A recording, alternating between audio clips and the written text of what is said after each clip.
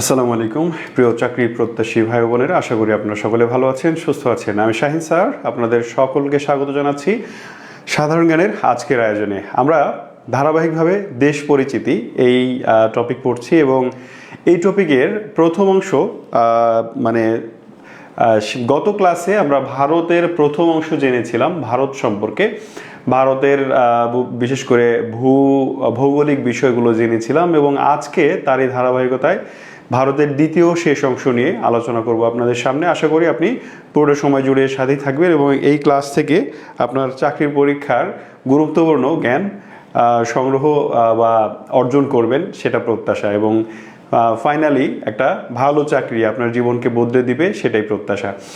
তাহলে আমরা শুরু করব। অনেকে সালাম দিয়েছেন, ওয়ালাইকুম আসসালাম, আলহামদুলিল্লাহ আমি ভালো আছি।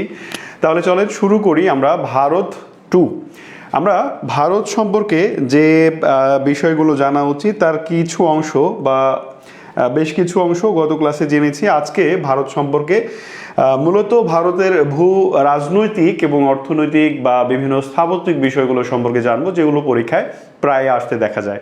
তো শুরুতেই আপনার কাছে রিকোয়েস্ট থাকবে যে ক্লাসটি অবশ্যই বেশি বেশি করে শেয়ার করে দিবেন এবং আপনার আরও যারা ভাই বোন বন্ধু আছে তাদেরকে দেখার সুযোগ করে দিবেন। তাহলে চলেন শুরু করি ভারত দ্য ইন্ডিয়া 2। তো প্রথমেই আজকের ক্লাসে আমরা যে বিষয়টা জেনে নেব, এটা হচ্ছে ভারতের ম্যাপ। আমরা সবাই চিনি এই ভারতের ম্যাপের এই জায়গাটাতে আমাদের বাংলাদেশের অবস্থান। আমরা কিন্তু ভারতের এইখানে আমাদের বাংলাদেশ অবস্থিত, সেটা আমরা সবাই জানি। তো এই হচ্ছে ভারত, এটা হচ্ছে ভারতের পতাকার একটা ছবি। মাঝে মাঝে ভারতের পতাকা থেকে প্রশ্ন আসে যে অশোক চক্র আছে কোন দেশের পতাকা, অথবা ভারতের পতাকায় কিসের ছবি আছে, অশোক চক্রের ছবি আছে। তো শুরুতেই আমরা ভারতের সংক্ষিপ্ত ইতিহাসটা জেনে নেব, কারণ ভারতের ইতিহাস যদি বিস্তারিত আলোচনা করতে যাই তাহলে মোটামুটি কয়েকটা ক্লাসের দরকার। তো আমরা সেই আলোচনাগুলো অন্যান্য ক্লাসে করব আলাদা আলাদাভাবে। তো একেবারেই সংক্ষেপে জানবো যে ভারতের জন্ম কিভাবে, একেবারে অল্প কথায়। দেখেন, ভারতের জন্মর ইতিহাস মানে যুগ আসলে ইতিহাসের দুইটা, একটা হচ্ছে ঐতিহাসিক যুগ, যে যুগের ইতিহাস আমরা জানতে পারি, আর একটা হচ্ছে প্রাগৈতিহাসিক যুগ, যে যুগের ইতিহাসের উপাদান আমাদের হাতে নেই, যে যুগের ইতিহাস সম্পর্কে আমরা জানি না, সেটাকে বলা হয় প্রাগৈতিহাসিক যুগ। তো প্রাগৈতিহাসিক যুগ থেকে ভারত মানুষ বসবাস করছে। এখন এই জাতিগুলো মানে কোত্থেকে এসেছে, কারা ছিল, এগুলো মানে প্রাগৈতিহাসিক কালের কথা আমরা জানতে পারি না।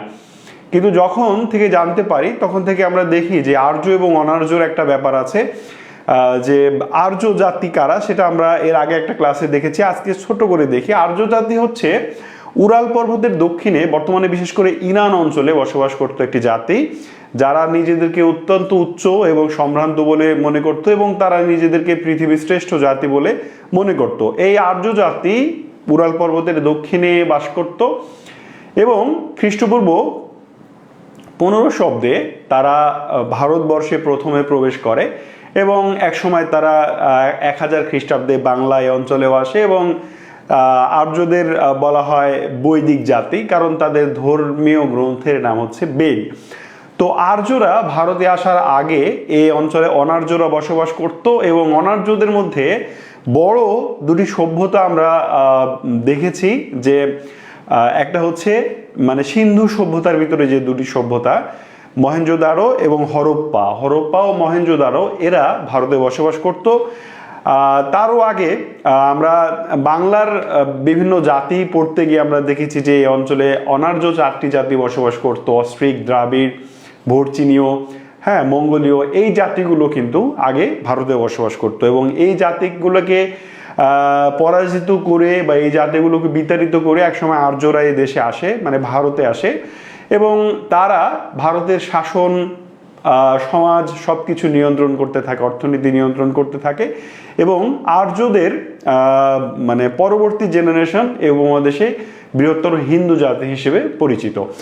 এই হচ্ছে ভারতে, মানে আমি এক জায়গায় দাঁড়িয়ে থেকে তাদের ইতিহাসটা বলছি, আপনি জাস্ট মনোযোগ দিয়ে শোনেন। তাহলে ভারতে জনবসতির ব্যাপারটা এরকম। এছাড়া আরও বহু উপজাতি বহু আগে থেকে বসবাস করত। হ্যাঁ, বাংলাদেশের এই ভূখণ্ডে একটা সময় তো ভারত, বাংলাদেশ, পাকিস্তান সব মিলে একটা দেশই ছিল, ভারতবর্ষ আমরা যাকে বলি। তো এখন বর্তমান বাংলাদেশি ভূখণ্ডে যেমন 50টি উপজাতি বসবাস করে শুধু বাংলাদেশি ভূখণ্ডে, এভাবে পুরো ভারতে বহু সংখ্যক উপজাতির বাস ছিল বহু আগে থেকে। তো এই হচ্ছে ভারতের জাতিগোষ্ঠীর একেবারে সংক্ষিপ্ত ইতিহাস।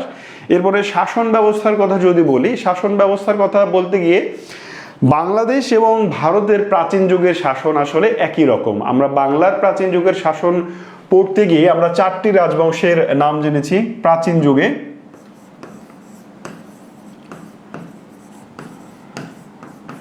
প্রাচীন যুগে আমরা বাংলার যে 4টি রাজবংশের নাম জেনেছি সেটা আসলে ভারতেরও রাজবংশ। কি কি? একটা হচ্ছে মৌর্য, নাম্বার 2 হচ্ছে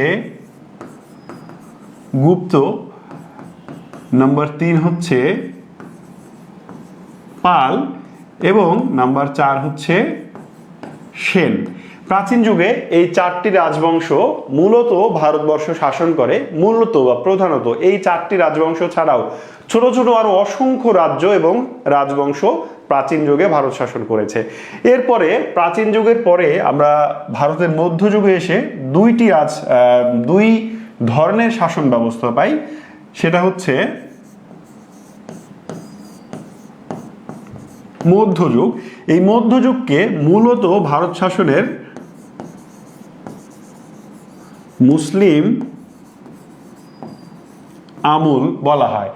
এই মধ্যযুগে ভারতবর্ষে মূলত 2 ধরনের শাসন ব্যবস্থা ছিল। একটা হচ্ছে সুলতানি শাসন,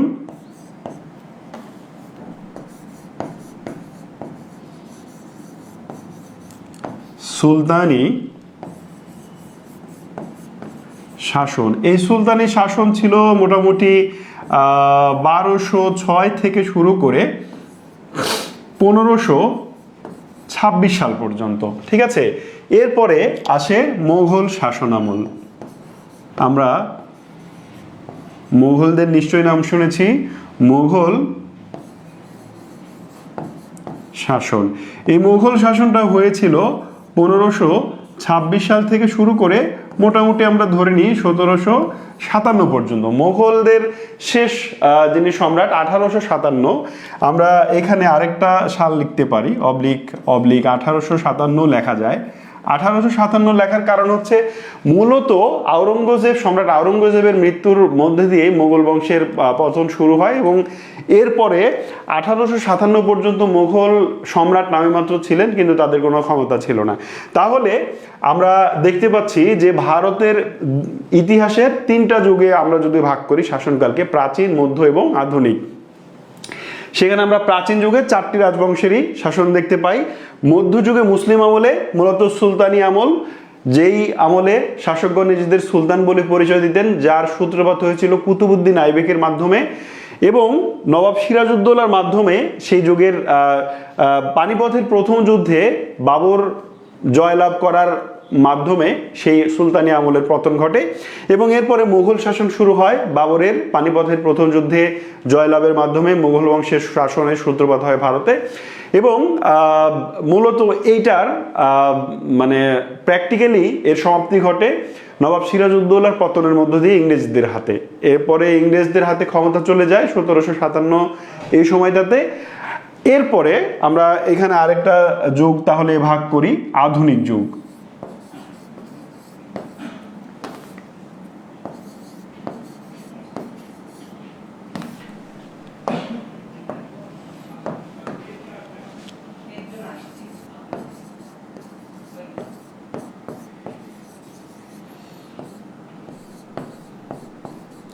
আধুনিক যুগে ইংরেজ শাসন।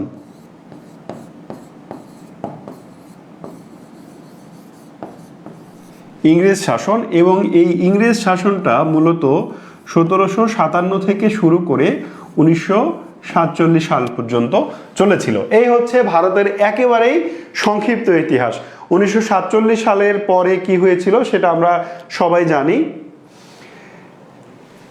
সেটা হচ্ছে 1947 সালে, মানে ব্রিটিশ আমলের যে ইংরেজদের বিরুদ্ধে আন্দোলন সংগ্রাম হয়েছিল, স্বাধীনতা সংগ্রাম হয়েছিল, সেটা নিয়ে কিন্তু আমার আরও একটা ক্লাস আছে, আপনি চাইলে সেটা কিন্তু দেখতে পারেন, সেটা আমাদের ইউটিউবে আছে।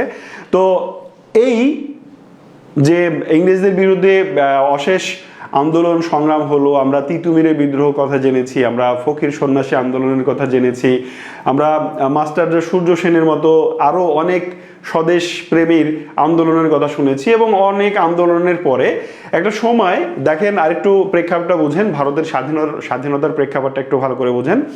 দেখেন, অনেক আন্দোলন সংগ্রাম হলো, ফকির সন্ন্যাসী বিদ্রোহ হলো, তিতুমিরের বিদ্রোহ হলো, ওয়াহাবি আন্দোলন হলো, এই অনেক আন্দোলন হলো এরকম, তাই না? কিন্তু কোনোভাবেই ভারতের আন্দোলনের স্বাধীনতা মানে সার্থকতা আসছিল না। আমরা সিপাহী বিপ্লব দেখেছি, সেটাও ব্যর্থ হয়েছিল। এখন এই ব্যর্থ আন্দোলনের পেছনে যে কারণ ছিল সেটা হচ্ছে যে সংগঠনের অভাব।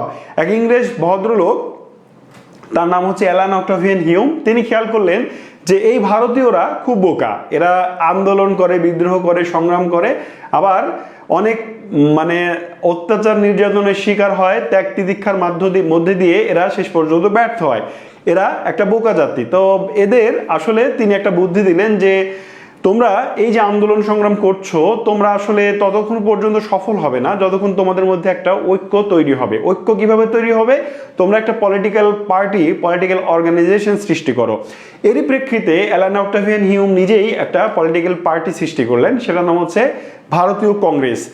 এই কংগ্রেস সৃষ্টির মধ্যে দিয়ে আন্দোলন ব্রিটিশদের বিরুদ্ধে একটা সংগঠিত একটা কি বলে যে গ্রহণযোগ্য আন্দোলনের সূত্রপাত হলো, এবং এক পর্যায়ে ভারতে মুসলিম লীগের জন্ম হয়েছে, স্বরাজ পার্টির জন্ম হয়েছে, আরও বিভিন্ন রাজনৈতিক দলের জন্ম হয়েছে।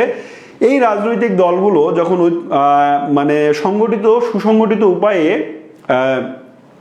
যখন ব্রিটিশদের বিরুদ্ধে আন্দোলন বিদ্রোহ শুরু করে, তখন ব্রিটিশরা একদিকে প্রথম এবং দ্বিতীয় বিশ্বযুদ্ধের ধকল সামলাচ্ছিল, অন্যদিকে এই ভারতীয়দের আন্দোলন বিদ্রোহ সংগ্রাম, এই সব কিছুতে অদিষ্ট হয়ে 1947 সালে শেষ পর্যন্ত ভারতের স্বাধীনতা প্রদান করে। আমরা জানি যে 1947 সালের 14ই আগস্ট পাকিস্তান নামক একটা দেশের জন্ম হয়, এবং 1947 সালের 15ই আগস্ট ভারত নামে আরেকটা স্বাধীন দেশের জন্ম হয়। এই যে 47 সালের 15ই আগস্ট ভারতের জন্ম হলো, এই ভারতের প্রথম গভর্নর জেনারেল নিযুক্ত হয়েছিলেন লর্ড মাউন্টব্যাটেন, এবং প্রথম প্রধানমন্ত্রী হয়েছিলেন জওহরলাল নেহেরু। এই জওহরলাল নেহেরু প্রধানমন্ত্রী হওয়ার মধ্য দিয়ে ভারতের নিজস্ব শাসন ব্যবস্থা শুরু হয়েছিল 1947 সালে, এবং 1950 সালে তারা নিজেদের প্রজাতন্ত্র হিসেবে ঘোষণা করেছিল, সেটা আমরা গত ক্লাসে দেখেছি। এরপর থেকে আমরা ভারতের রাজনৈতিক পরিক্রমা দেখতে পাই যে কংগ্রেস কখনো ক্ষমতায় এসেছে, কখনো বিজেপি ক্ষমতায় এসেছে, হ্যাঁ, এবং এখনো এই দুইটি দলের হাতেই ভারত মূলত নিয়ন্ত্রিত হয়। এখন আমরা ভারতের শাসনের প্রথম কিছু ব্যক্তিবর্গ, যেটা গত ক্লাসেও একবার দেখেছিলাম, আজকে আরেকবার একটু দেখে সামনে আগাবো। ভারতের স্বাধীনতার পর ভারতের প্রথম গভর্নর জেনারেল হয়েছিলেন লর্ড মাউন্টব্যাটেন। ভারত স্বাধীনতার পর প্রথম রাষ্ট্রপতি হয়েছিলেন রাজেন্দ্র প্রসাদ, বা মুসলিম রাষ্ট্রপতি হয়েছিলেন প্রথম ডক্টর জাকির হোসেন। আপনাকে পরীক্ষা জিজ্ঞেস করবে ভারতের প্রথম মুসলিম রাষ্ট্রপতির নাম কি, ডক্টর জাকির হোসেন। ভারতে প্রথম মহিলা রাষ্ট্রপতি হয়েছিলেন প্রতিভা দেবী সিং পাতিল। দলিত সম্প্রদায় হতে, দলিত ভারতের একটি মানে ভারতে আপনারা জানেন যে বর্ণ প্রথা চালু আছে ভারতেও, যেহেতু হিন্দু প্রধান রাষ্ট্র, সুতরাং বর্ণ প্রথা চালু আছে। তো দলিত ভারতের একটি নিম্ন শ্রেণীর সম্প্রদায়, এবং এই সম্প্রদায় হতে প্রথম রাষ্ট্রপতি নির্বাচিত হয়েছিলেন রামনাথ কোবিন্দ। ভারতের প্রথম বাঙালি রাষ্ট্রপতি হয়েছিলেন, বাঙালি হিসেবে ভারতের রাষ্ট্রপতি হয়েছিলেন প্রথম প্রণব মুখার্জি। সাঁওতাল সম্প্রদায় হতে রাষ্ট্রপতি হয়েছেন দ্রৌপদী মুর্মু। প্রথম মহিলা প্রধানমন্ত্রী হয়েছিলেন ভারতের ইন্দিরা গান্ধী, এবং প্রথম শিখ সম্প্রদায় হতে প্রধানমন্ত্রী হয়েছিলেন মনমোহন সিং। ভারতের একজন মানুষ আছেন যিনি ভারতের জাতির জনক হিসেবে পরিচিত, কিন্তু তিনি কখনোই ভারতের রাষ্ট্রীয় ক্ষমতায় আসেননি, অর্থাৎ তিনি প্রধানমন্ত্রী হননি, তিনি প্রেসিডেন্ট হননি। এরকম নির্মোহ লোক আমরা বর্তমান যুগে খুঁজে পাই না। তাহলে আমরা এবার ভারতের বিশিষ্ট কিছু ব্যক্তিবর্গ সম্পর্কে জেনে নিব, যাদের সম্পর্কে পরীক্ষায় আসে। তো প্রথমেই যার কথা বলবো, ওই যে বললাম তিনি ভারতের জাতির জনক, কিন্তু তিনি কখনোই কোনো রাষ্ট্রীয় ক্ষমতায় আসেননি বা রাষ্ট্রীয় দায়িত্ব গ্রহণ করেননি। এটা অ্যাডমিশন ক্লাস না জব ক্লাস স্যার? দেখো, এই যারা অ্যাডমিশনের স্টুডেন্ট আছো, তোমরা যদি এত সহজ একটা কথা না বোঝো, তোমাদের অ্যাডমিশন ক্লাস কিন্তু শেষ হয়ে গেছে। মানে আমি ঘোষণা দিয়েই যখন শেষ করেছি তোমাদের 30 নাম্বার ক্লাস, তখন তোমার কেন আবার মনে হচ্ছে যে এটা আবার অ্যাডমিশনের ক্লাস? মানে এতটুকু যদি বোধ না থাকে, তাহলে দুনিয়াতে চলাফেরাই কঠিন হয়ে যাবে, থাকতো বিশ্ববিদ্যালয়ে চান্স পাওয়া। হ্যাঁ, এটা জবের জন্য ক্লাস, এবং ক্যাপশনও দেওয়া আছে, এবং সেটা বলেই আমি শুরু করেছি। যারা অ্যাডমিশনের স্টুডেন্ট আছো, তোমরা অবশ্যই ক্লাসটি দেখতে পারো, আরেকবার রিভিশন হয়ে যাবে তাহলে। বাট যদি জিজ্ঞেস করো যেটা কিসের ক্লাস, সেটাই বুঝতে পারছো না, তাহলেই আসলে মূল সমস্যাটা। তাহলে আমরা এই ব্যক্তিবর্গের মধ্যে প্রথমে মহাত্মা গান্ধী সম্পর্কে জেনে নিব। তিনি ভারতের জাতির জনক এবং অহিংস আন্দোলনের প্রবক্তা। দেখেন, মহাত্মা গান্ধী, তার নাম আসলে মোহনদাস করমচাঁদ গান্ধী। তিনি চাকরি সূত্রে ভারতে জন্মগ্রহণ করার পরে চাকরি সূত্রে দক্ষিণ আফ্রিকায় যান, কারণ ওই সময় দক্ষিণ আফ্রিকাও ব্রিটিশদেরই অধীনে ছিল। এবার দক্ষিণ আফ্রিকায় গিয়ে তিনি ইন্ডিয়ান ওপিনিয়ন নামক একটা পত্রিকায় সম্পাদনা করতেন। এরপরে 1917 সালে তার মনে হলো আমার আসলে পলিটিক্সে যোগ দেওয়া উচিত, দেশের জন্য কিছু করতে চাই আমি। এই জন্য 1917 সালে তিনি পলিটিক্সে যোগ দেন, মানে কংগ্রেস এই দলে যোগ দেন, এবং এরপর থেকে তিনি আস্তে আস্তে কংগ্রেসের প্রধান রূপে একসময় প্রতিষ্ঠিত হন, এবং তিনি অহিংস আন্দোলনের নেতা। এই অহিংস আন্দোলন আসলে কি? অহিংস মানে হচ্ছে হিংসা ছাড়া, মানুষকে আঘাত না করে, শারীরিক এবং মানসিকভাবে আঘাত না করে, শুধুমাত্র চাপে, মানে অহিংস উপায়ে নিজেদের দাবি আদায় যে করা যায়, এটা প্রথম মহাত্মা গান্ধী আমাদের দেখিয়েছিলেন। আমরা সাধারণত আন্দোলন বলতেই বুঝি সংঘর্ষ করতে হবে। এই যে যারা বিসিএস ক্যান্ডিডেট আছেন, তারা পরীক্ষা পেছানোর দাবিতে আন্দোলন করতে গিয়ে তারা মারামারি করছেন, রেল লাইনে আগুন দিচ্ছেন, মানুষের যাতায়াতের পথ রুদ্ধ করছেন, তাহলে এটা কিন্তু অহিংস আন্দোলন না। হ্যাঁ, আপনারা যদি হতো শুধু মানববন্ধনই করছেন, কাউকে কিছু বলছেন না, মুখে কালো কাপড় বেঁধে আছেন, চোখে কালো কাপড় বেঁধে আছেন, এরকম অনেক ওয়ে আছে আন্দোলন করার, তো আপনারা সেটা না করে এই যে সহিংস পথ অবলম্বন করলেন, এটা কিন্তু মহাত্মা গান্ধীর শিক্ষা না। এখন মানে আমি এটা বলতে চাচ্ছি এই জন্যেই, আমাদের একটা বদ্ধমূল ধারণা আছে যে আন্দোলন করতে হলেই, কোনো আন্দোলনে সফল হতে হলে অবশ্যই সংঘাতের পথ বেছে নিতে হবে, পুলিশকে মারতে হবে, সরকারি স্থাপনা ধ্বংস করতে হবে, সরকারি স্থাপনার ক্ষতি করতে হবে, জনগণের দুর্ভোগ সৃষ্টি করতে হবে। যতক্ষণ পর্যন্ত না জনগণের দুর্ভোগ সৃষ্টি করব, যতক্ষণ না সরকারি সম্পত্তি নষ্ট করব, যতক্ষণ না পুলিশের উপরে হামলা করব, যতক্ষণ না অশান্তি সৃষ্টি করব, ততক্ষণ আমাদের আন্দোলন সফল হবে না, এটা আমাদের ধারণা। কিন্তু এই ধারণা চেঞ্জ করে দিয়েছিলেন মহাত্মা গান্ধী। তিনি অহিংস উপায়ে সরকারি সম্পত্তি, দেশের সম্পত্তি নষ্ট না করে, মানুষকে আঘাত না করে, মানুষের দুর্ভোগের সৃষ্টি না করেও আন্দোলন করে সফল হওয়া যায়, এটা আসলে এইটাকেই বলা হচ্ছে অহিংস আন্দোলন। এবং এই অহিংস আন্দোলনের নেতা ছিলেন মহাত্মা গান্ধী, এবং একসময় তিনি আসলে সফল হয়েছিলেন, যদিও মহাত্মা গান্ধীর একক সফলতা নয় ভারত স্বাধীনতা, কিন্তু তিনি অনেকাংশেই সার্থক হয়েছিলেন এই আন্দোলনের মধ্যে দিয়ে।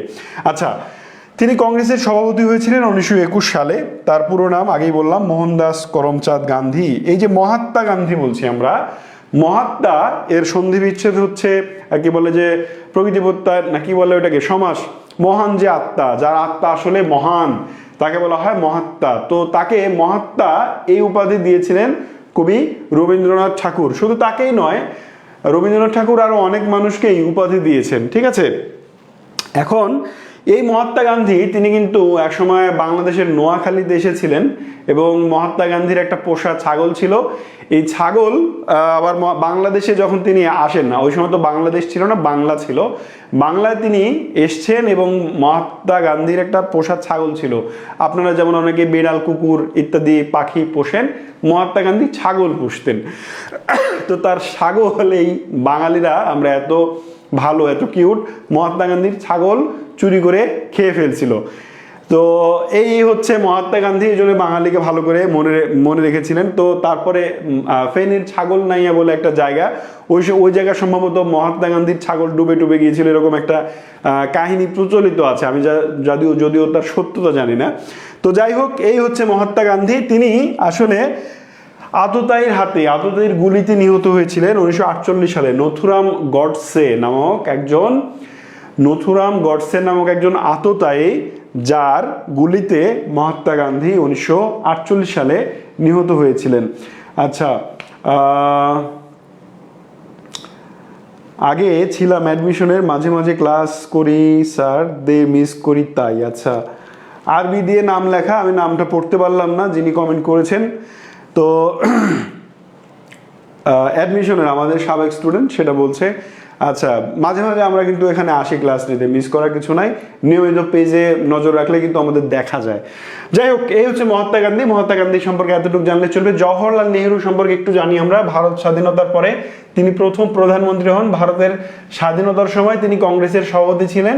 তিনি পঞ্চশীল নীতির অন্যতম প্রবক্তা। আর তার একটা বিখ্যাত বই আছে, সেটা হচ্ছে দ্য ডিসকভারি অফ ইন্ডিয়া। মাঝে মাঝেই পরীক্ষা আসে দ্য ডিসকভারি অফ ইন্ডিয়া, এই বইটির লেখককে। তার একটা উক্তি আছে যে দেশ ভালো হয় যদি দেশের বিশ্ববিদ্যালয়গুলো ভালো হয়। দেখেন তো আসলে কি সঠিক কথাটা?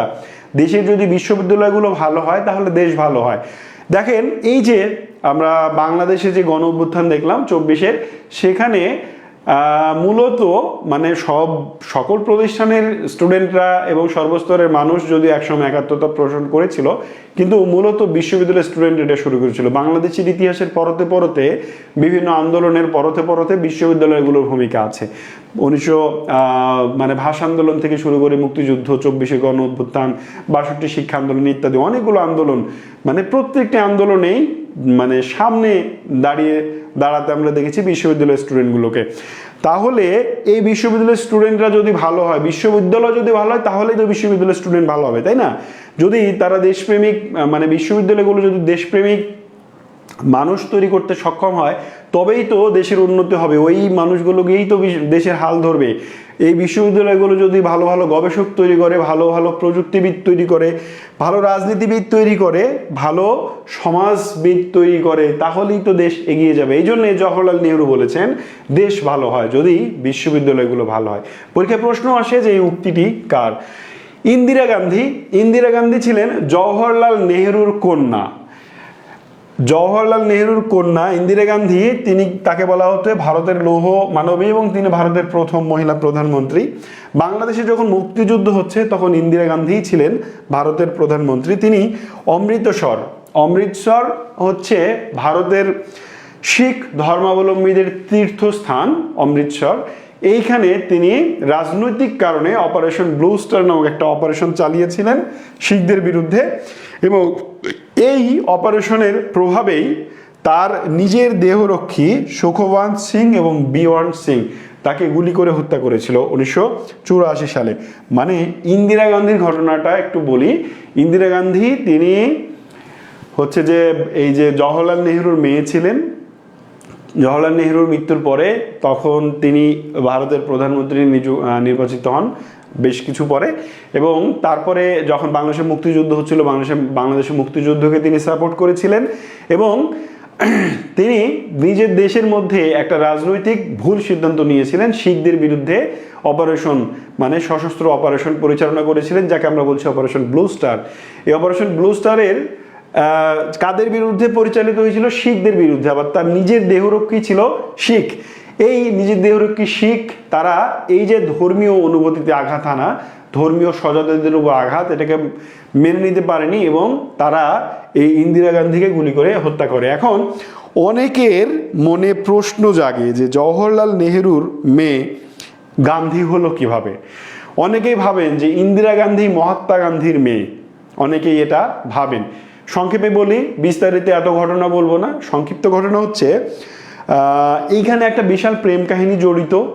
ইন্দিরা গান্ধী একজন ব্রিটিশকে ভালোবাসতেন, পছন্দ করতেন, এবং তাকে বিয়ে করার জন্যে আসলে তিনি মানে সামাজিকভাবে ভারতের যে বিষয়গুলো আছে এই বিভিন্ন কারণে, এত বিস্তারিত না বলি আমরা, তো বিভিন্ন কারণে মানে এই যে মানে সামাজিক কি বলে ওইটাকে, হিন্দুদের কাস্ট বা এরকম থাকে না, তো এরকম বিভিন্ন কারণে একবার মানে জওহরলাল নেহেরু মেনে নিচ্ছিলেন না ইন্দিরা গান্ধীকে। এবার তার নাম ছিল ইন্দিরা, তো মহাত্মা গান্ধী বেঁচে থাকতে বললে যে ঠিক আছে সমস্যা কি, ও তো আমারই মেয়ে, ঠিক আছে বাবা তুমি আজ থেকে আমার মেয়ে, আমি মহাত্মা গান্ধী, তুমি আমার মেয়ে ইন্দিরা গান্ধী, মানে ছোট করে গল্প করে বললাম। এইটা হচ্ছে মানে মূল কথা। আরো অনেক বড় কাহিনী আছে, সেগুলো আমাদের পরীক্ষা আসে না, জানারও দরকার নেই। জাস্ট আপনাদের মনে যে কিউরিয়াসিটি থাকতে পারে যে ইন্দিরা গান্ধীর বাবা মহাত্মা গান্ধী নাকি জওহরলাল নেহেরু।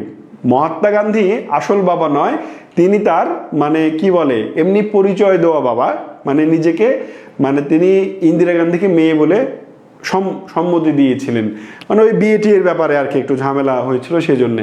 আর মূলত তিনি জওহরলাল নেহেরুরই মেয়ে। আচ্ছা যাই হোক, আমরা সামনে যাই। মাদার তেরেসা তিনি যদিও ইন্ডিয়ান না, কিন্তু তিনি ইন্ডিয়াতেই তার জীবন যৌবন উৎসর্গ করেছিলেন। তিনি আলবেনিয়াতে জন্মগ্রহণ করেছিলেন, আলবেনিয়ার মেসিডোনিয়ার স্কোপেজি শহরে জন্মগ্রহণ করেছিলেন 1910 সালে। এরপরে তিনি খ্রিস্টান ধর্ম প্রচারের উদ্দেশ্যে খ্রিস্টান মিশনারি হয়ে ভারতে আসেন এবং ভারতের নাগরিকত্ব লাভ করেন 1948 সালে। তিনি ভারতের নির্মল হৃদয় নামক একটা প্রতিষ্ঠান তৈরি করেন এবং তার মানে এই মানবতার সেবার জন্য স্বীকৃতি স্বরূপ 1979 সালে তিনি নোবেল পুরস্কার পেয়েছিলেন শান্তিতে। এতটুকু জানলেই চলবে। এপিজে আব্দুল কালাম ভারতের এই যে পারমাণবিক শক্তির পেছনে যে মানুষের অবদান সবচেয়ে বেশি, তিনি হচ্ছেন এই এপিজে আব্দুল কালাম। তিনি ভারতের 11তম রাষ্ট্রপতি ছিলেন। এপিজে আব্দুল কালাম ভারতের কততম রাষ্ট্রপতি ছিলেন এটা পরীক্ষায় আসে, 11তম। তার উপাধি হচ্ছে মিসাইল ম্যান, আর তার আত্মজীবনী মূলক বইয়ের নাম হচ্ছে উইংস অফ ফায়ার। তাহলে প্রশ্ন এই চারটাই আসলে প্রশ্ন। ভারতের মানে পারমাণবিক বোমার জনককে? আব্দুল কালাম ভারতের কততম রাষ্ট্রপতি ছিলেন? আবার মিসাইল ম্যান বলা হয় কাকে, বা আব্দুল কালামের উপাধি কি ছিল? আবার তার রচিত গ্রন্থের নাম কি, অথবা উইংস অফ ফায়ার কার লেখা? তার অনেক কোটেশন আছে, হ্যাঁ অনেক কোটেশন আছে, যার মধ্যে সবচেয়ে বিখ্যাত যেটা আমার সবচেয়ে মনে থাকে, আপনারা সবাই জানেন যে স্বপ্ন সেটা নয় যেটা তুমি রাতে ঘুমিয়ে দেখো, স্বপ্ন হচ্ছে সেটা যেটা তোমাকে ঘুমাতে দেয় না। এরকম আরও মানে আরেকটা উক্তি আছে যে ইরেজার মানে পেন্সিলের পিছনে ইরেজার এজন্যই থাকে কারণ পেন্সিলের ভুল হয়, লিখতে ভুল হওয়ার কারণে পেন্সিল যেন মুছে দিতে পারে, এই জন্য ইরেজার থাকে, এবং মানুষেরও ভুল হয়, এরকম একটা উক্তি ছিল। এছাড়া অসংখ্য উক্তি আমরা তার দেখতে পাই যেগুলো আমাদের মোটিভেটেড করে ভালো করার জন্য, উন্নত মানে জ্ঞানী হওয়ার জন্য, উন্নত জীবনে যাওয়ার জন্য। তো যাই হোক, আব্দুল কালাম সম্পর্কে এত তথ্যই আমরা জানবো। বলতো পাক ভারত যুদ্ধ নিয়ে ছোট করে একটু জানবো। 1947 সালে ভারত স্বাধীন হওয়ার পরে, মানে ভারত স্বাধীন হওয়ার পরেই ভারতের সবচেয়ে বড় যে শত্রু আবির্ভূত হয় পৃথিবীতে, তার নাম হচ্ছে পাকিস্তান। মানে ভারত পাকিস্তান বাংলাদেশ একটা দেশ থাকলেও স্বাধীন হওয়ার সাথে সাথে মূলত এই শত্রুতা শুরু হয় স্বাধীনতার আগেই, এবং এর চরম বহিঃপ্রকাশ ঘটে স্বাধীনতার পরে 1947 সালেই। এই 47 সালে স্বাধীন হওয়ার পরেই ভারত এবং পাকিস্তান নিজেদের মধ্যে যুদ্ধে লিপ্ত হয়, এবং এখন পর্যন্ত ছোট বড় অনেকগুলো সংঘাতে তারা লিপ্ত হয়েছে। তার মধ্যে প্রধান চারটি হচ্ছে এই চারটি। প্রথম যুদ্ধ তাদের মধ্যে শুরু হয় 1947 সালে, যা 49 সাল পর্যন্ত চলে, এবং এই যুদ্ধ শুরুর প্রেক্ষিত বা পটভূমি হচ্ছে কাশ্মীর। কাশ্মীরের বিষয় আমি গত ক্লাসেও বলেছি, আরেকবার সংক্ষিপ্ত করে বলি। মনে করেন এইটা ভারত বর্ষ, এইটা পাকিস্তান, এইটা ভারত, এটা হচ্ছে আমাদের বাংলাদেশ, এরকম মোটামুটি। তো এইখানে কাশ্মীর বলে যে জায়গাটা ছিল, ভারত স্বাধীনতা আইনে বলা হয়েছিল যে দেশীয় মূলত ধর্মের ভিত্তিতে দুটি রাষ্ট্র হলো, একটা হচ্ছে মুসলিম সংখ্যাগরিষ্ঠ নিয়ে পূর্ব পাকিস্তান ও পশ্চিম পাকিস্তান, মানে পাকিস্তান, আরেকটা হচ্ছে ভারত। এছাড়া দেশীয় যারা রাজ্য আছে, যারা সরাসরি ব্রিটিশদের অধীনে ছিল না, এরকম দেশীয় রাজ্যগুলো চাইলে ভারতের সাথে যোগ দিতে পারে, অথবা চাইলে পাকিস্তানের সাথে যোগ দিতে পারে, অথবা তারা নিজেরাও স্বাধীনভাবে থাকতে পারে। এরকম একটা আইন ছিল 1947 সালের ভারত শাসন আইনে। এবার এই কাশ্মীর ছাড়াও আরো অনেকগুলো স্বাধীন রাজ্য, দেশীয় রাষ্ট্র ছিল। এখানে সিকিম ছিল, উত্তর পূর্বাঞ্চলীয় আরো বেশ কিছু রাজ্য ছিল। তো এবার কাশ্মীরে যে সমস্যাটা হলো, কাশ্মীরের জনসংখ্যা অধিকাংশ মুসলিম, আর কাশ্মীরের ওই সময়ের শাসক ছিলেন হরি সিং, যিনি শিখ ধর্মের অবলম্বী বা হিন্দু ধর্মাবলম্বী। এবার হরি সিং যখন দ্বিধাদ্বন্দ্বে আছেন যে আমি কি স্বাধীন থাকব, আমি কি ভারতের সাথে যোগ দিব, আমি কি পাকিস্তানের সাথে যোগ দিব, এরকম মুহূর্তে পাকিস্তান গিয়ে কাশ্মীর দখলের চেষ্টা করে এবং কাশ্মীরের বেশ একটা বড় অংশ দখল করে নেয়। এবং কাশ্মীরের ওই সময়ের যিনি শাসক হরি সিং, তিনি প্রাণ ভয়ে পালিয়ে ভারতে চলে আসেন। ভারতে চলে এসে ভারতের প্রধানমন্ত্রী জওহরলাল নেহরুর কাছে সাহায্য চান। এবার জওহরলাল নেহরু তাকে সাহায্য করার বিনিময়ে, মানে পাকিস্তান কাশ্মীরের যে অংশটা দখল করেছে তার বাদে যে অংশটা আছে সে অংশটা তারা দখল করে নিয়ে নাম রাখে জম্মু কাশ্মীর। এই যে কাশ্মীরের মানে দখল করা নিয়ে ভারত এবং পাকিস্তানের মধ্যে যে সংঘর্ষ, সেটাই হচ্ছে প্রথম পাক ভারত যুদ্ধ। এই যুদ্ধ হয়েছিল 1947 থেকে 49 পর্যন্ত, এবং যুদ্ধের মাধ্যমে এলওসি, লাইন অফ কন্ট্রোল, প্রতিষ্ঠিত হয় কাশ্মীরে, ঠিক আছে। এবং এর মাধ্যমে কাশ্মীর উপত্যকা, জম্মু ও লাদাখে ভারতের নিয়ন্ত্রণ প্রতিষ্ঠিত হয়। আর আজাদ কাশ্মীর, গিলগিট ও বেলুচিস্তানে পাকিস্তানের নিয়ন্ত্রণ প্রতিষ্ঠিত হয়। দ্বিতীয় যুদ্ধ তাদের মধ্যে হয় 1965-66 সালে, যে যুদ্ধ তাশখন্দ চুক্তির মাধ্যমে সমাপ্ত হয়। তাশখন্দ চুক্তি কোথায় হয়, কার কার মধ্যে হয়, এটা পরীক্ষায় আসে। তাশখন্দ হচ্ছে উজবেকিস্তানের রাজধানী। এই তাশখন্দে লাল বাহাদুর শাস্ত্রী এবং আইয়ুব খানের মধ্যে চুক্তি সম্পাদনের মাধ্যমে এই 1965-66 যুদ্ধের অবসান ঘটে। তৃতীয় যুদ্ধ হয় 1971 সালে বাংলাদেশের মুক্তিযুদ্ধকে কেন্দ্র করে, এবং সিমলা চুক্তির মাধ্যমে এই যুদ্ধের অবসান ঘটে। চতুর্থ যুদ্ধটি তাদের মধ্যে হয় 1999 সালে কার্গিল সীমান্তে। এখানে বাংলাদেশের না, এটা আসলে পাকিস্তানের। হ্যাঁ,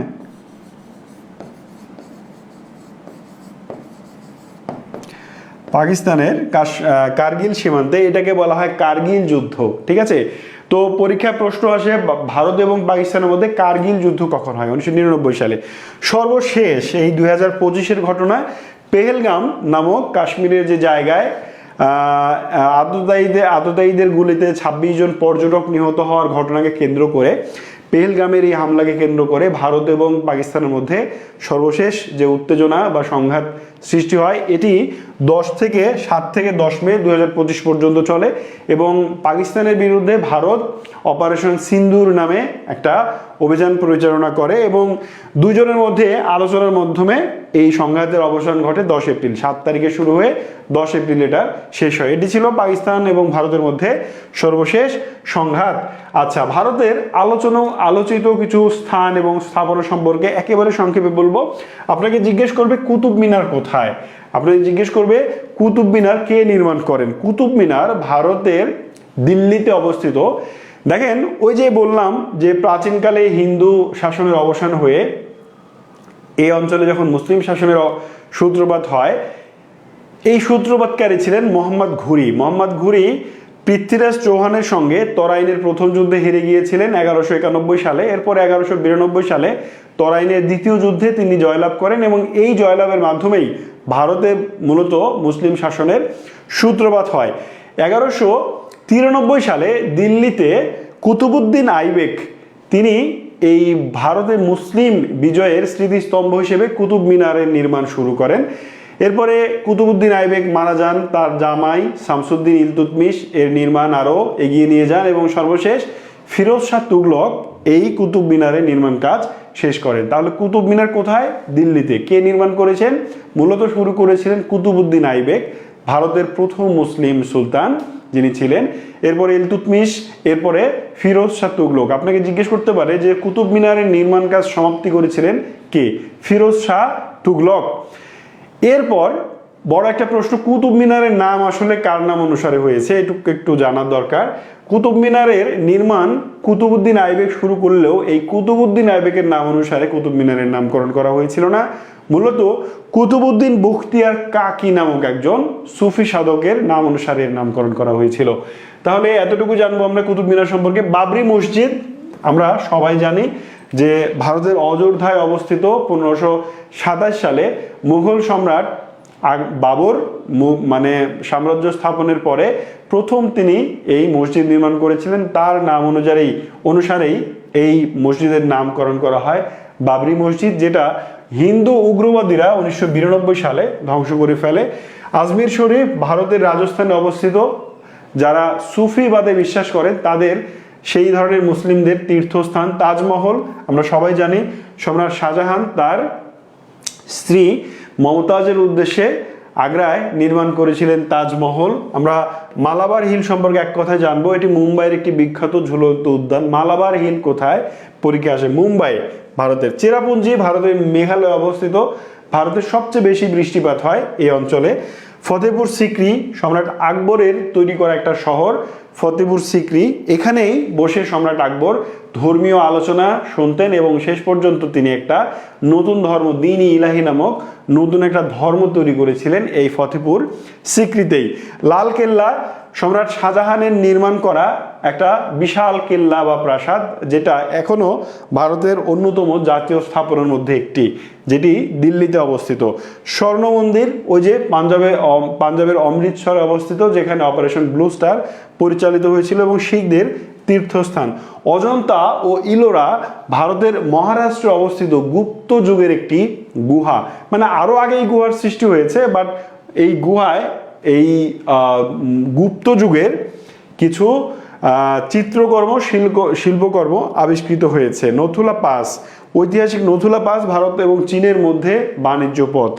আর সিয়াচেন হিমবাহ, যেটা নিয়ে ভারত এবং পাকিস্তানের মধ্যে বিরোধ আছে, এরকম একটা জায়গা হচ্ছে সিয়াচেন হিমবাহ। ভারত সম্পর্কে জানার আরো অনেক কিছু আছে, শুধু এক ভারত সম্পর্কেই এরকম তা না 20-30-40টা ক্লাস করা সম্ভব, কিন্তু আমাদের আসলে এত কিছু দরকার নেই। ভারত থেকে রাজনৈতিক পট পরিবর্তনের প্রেক্ষিতে যে প্রশ্নগুলো আসার সম্ভাবনা আছে আমি সেগুলো নিয়েই আলোচনা করলাম। তো এই পর্যন্তই ছিল ভারত নিয়ে আলোচনা। 2টি ছোট ছোট ক্লাসে আমরা ভারত নিয়ে আলোচনা শেষ করলাম। এরপরে ইনশাল্লাহ পাকিস্তান সম্পর্কে আমরা জানবো পরবর্তী ক্লাসে। তো পাকিস্তান সম্পর্কে জানার আগে ভারত সম্পর্কে যে ক্লাসটি আমরা করলাম সেটি এই মুহূর্তে যারা দেখবো সবাই শেয়ার করে দেবো, ঠিক আছে? বেশি বেশি শেয়ার করে ক্লাসটি নিজের সংগ্রহে রাখুন। আর আপনার সঙ্গে দেখা হচ্ছে ইনশাল্লাহ আবার নেক্সট ক্লাসে, যেখানে আমি পাকিস্তান নিয়ে আলোচনা করব। তো ততক্ষণ পর্যন্ত সকলে ভালো থাকুন, সুস্থ থাকুন। আল্লাহ হাফিজ।